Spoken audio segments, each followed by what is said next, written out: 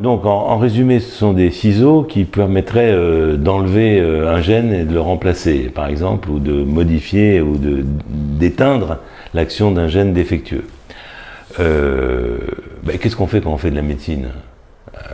Quand on donne des antibiotiques, on tue les agresseurs.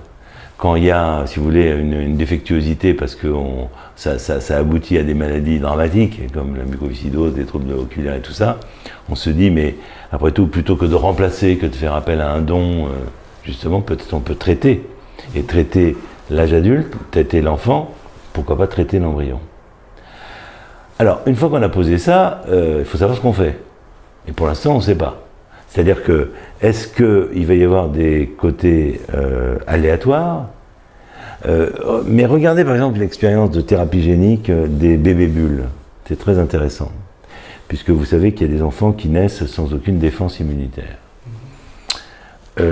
On a donc proposé à ces enfants, du fait d'un trouble de la formation des globules du sang, de faire une greffe de moelle dans laquelle on injectait, pour remplacer, si vous voulez, leur greffe de moelle.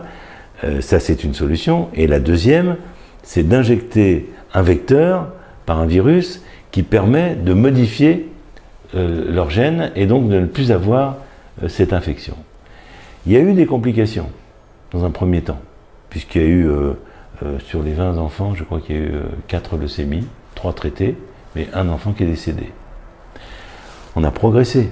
Les équipes ont mis 10 ans de réflexion, pourquoi ça s'est passé comme ça, qu'est-ce qu'on peut faire à tout ça. La nouvelle vague de traitement de thérapie génique fonctionne, sans complications. Donc, je pense, si vous voulez, qu'il faut avoir en tête, bien sûr, qu'on ne maîtrise pas tout et qu'il y a des dangers. Mais point par point, je dirais, là, on dispose d'un outil qui peut être extrêmement intéressant, à condition qu'on essaye d'évaluer par énormément, c'est pour ça qu'il y a peut-être effectivement un moratoire, une discussion à avoir par rapport à ça, mais, et tout un tas d'études chez l'animal et autres, avant de, mais c'est vrai que dans l'idée, pouvoir cibler un gène responsable d'une maladie redoutable et pouvoir, je dirais, permettre la naissance ou corriger la maladie, mais qu'est-ce qu'on veut de plus?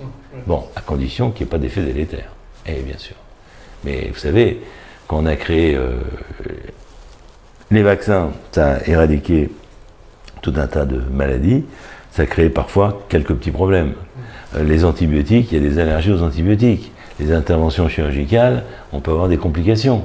Donc, rien n'est simple, mais le tout, c'est dans la proportion. Donc oui, c'est une fabuleuse découverte, mais il est encore trop tôt pour envisager une application clinique.